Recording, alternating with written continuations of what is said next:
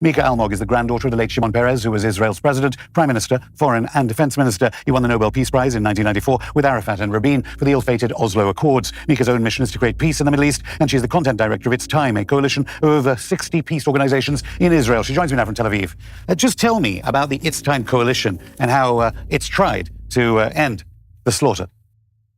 First of all, thank you for having me. The It's Time Coalition is an unprecedented collaboration of 60 Israeli peace organizations that have come together to pool not only our resources, but our ideology and our initiatives in order to create a greater voice for the Israeli peace camp. And we're still, very much fighting and practicing for our freedom of speech and our freedom of expression, but we're still playing within the mechanism. Okay, we still hold the desert mentality in which all we discuss is sand. And, we have nuances. We have opinions about, soft sand and wet sand and kinetic sand, but none of us, it doesn't even occur to us to raise the possibility of grass, to raise the possibility of something else.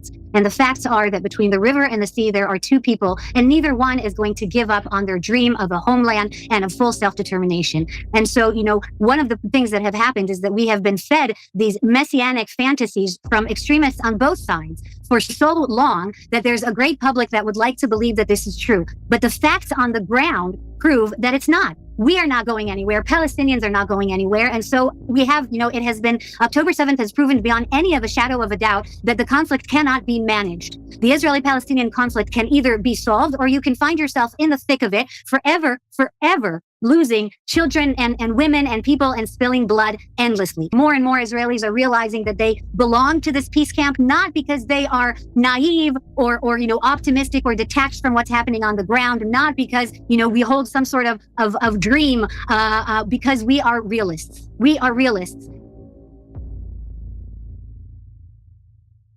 And the past 2 years have proven beyond any shadow of the doubt that other solutions will only lead us to more and more death. And we have had enough death.